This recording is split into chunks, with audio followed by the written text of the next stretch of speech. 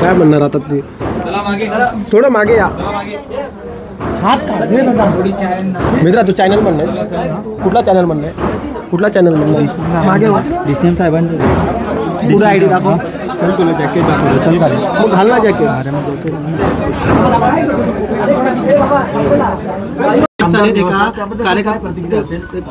खरं म्हणजे आमदार निवासामध्ये काही निकृष्ट दर्जाचं जेवण किंवा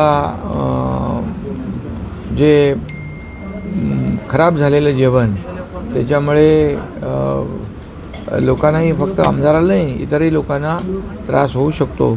आणि त्यामुळे जेव्हा ते संजय गायकवाड जेवणासाठी गेले त्यावेळेस त्यांनी ते निकृष्ट दर्जाचं जेवण बघून ते खाल्ल्यामुळे मला ते म्हणजे मी बघितलं तुमच्या त्याच्यामध्ये की खाल्ल्यामुळे त्यांना उलटी वांती झाली आणि अशामुळे ते त्यांनी त्या ह्याच्यामध्ये रागाच्या भरामध्ये ते कृत्य केलं. परंतु आमदार म्हणजे लोकप्रतिनिधी आहे त्यांनी जे काय कायदेशीर जी काही बाजू आहे कायदेशीर कार्यवाही आहे ती आपल्याला करायची आपल्याकडे अधिकार आहे.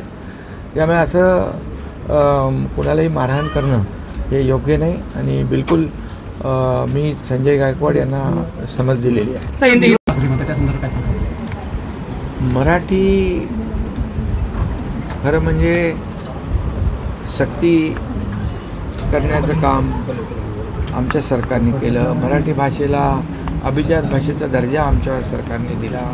आपलं राज्यगीत आपल्या सरकारने केलं महाराष्ट्राचं. आणि महाराष्ट्रामध्ये खऱ्या अर्थाने मराठी माणसासाठी गेल्या 2.5-3 वर्षामध्ये आमच्या सरकारने जे जे काही केलं ते आपल्यासमोर आहे. त्यामुळे खऱ्या अर्थाने मराठी माणूस गेले 15-20 वर्षे हे कार्यरत होते इकडे. आणि मग मराठी माणूस मुंबईच्या बाहेर का फेकला गेला मुंबई बाहेर का गेला त्या मुंबई जो बाहेर गेला त्याला पुन्हा मुंबईत आणण्याचं काम आम्ही करतो आहे. आणि त्यामुळे मोठ्या प्रमाणावर जे आज तिकडे बदलापूर कल्याण डोंबिवली अंबरनाथ या ठिकाणी गेलेले इकडे वसई विरार नालासोपाराला गेले त्यांच्या घरांचा जो प्रश्न आहे सगळं या नवीन गृहनिर्माण धोरणामध्ये आम्ही तो घेतला आहे. आणि मला वाटतं जे रखडलेले प्रकल्प आहेत ते मार्गी लावण्याचं काम आमचं सरकार करतं आहे जेणेकरून मराठी माणूस पुन्हा मुंबईमध्ये येईल.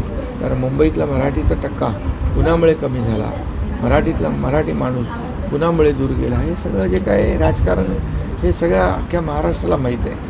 आणि म्हणून या ठिकाणी मी एवढंच सांगतो गिरणी कामगार असतील गिरणी कामगारांना देखील आपण या गृहनिर्माण धोरणामध्ये घरं मिळाली पाहिजे.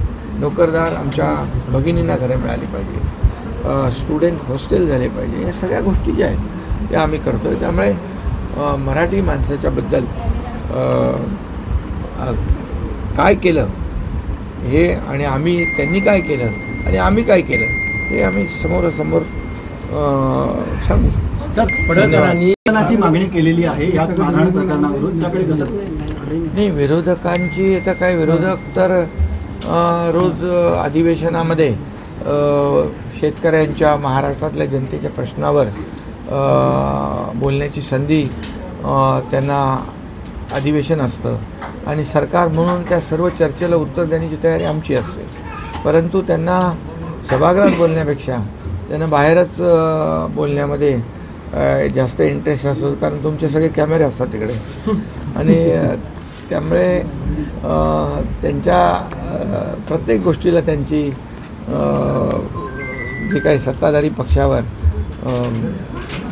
आरोप करण्याची आणि अशा प्रकारची कृती त्यांच्याकडून तसं काय अपेक्षित आहे. परंतु मी एवढंच सांगेन की लोकप्रतिनिधी मग कुठल्याही पक्षाचा असू दे त्यांनी आपली जबाबदारी ओळखली पाहिजे आणि जबाबदारीचं भान ठेवून वागलंही पाहिजे.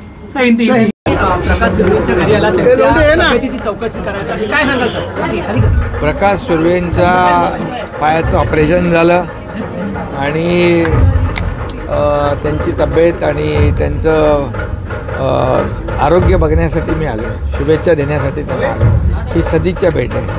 कारण प्रकाश आपला एकदम कार्यकर्ता आहे ना, सगळ्या इथल्या लोकांमध्ये लोकप्रिय आहे तो आणि सर्वसामान्यांच्या हाकेला धावून जाणार आहे. त्यामुळे त्याला खास मी शुभेच्छाही द्यायला आलो आहे आणि सदिच्छा भेट घ्यायला तिकडं. त्याचं आरोग्य आता लवकर झालं तर तू तयारी हां अजून 10% बाकी आहे पण 10% बाकी आहे. मग 10% आता 90% बरा झालेला आहे आणि आता 100% बरा होईल. तर मी आल्यामुळे लगेच 100%. म्हणून चांगला कार्यकर्ता शेवटी कसं काही कार्यकर्ते जे आहेत हे आपली पक्षाची ताकद आहे सर आणि त्यामुळे मी आलो. एक प्रश्न असा आहे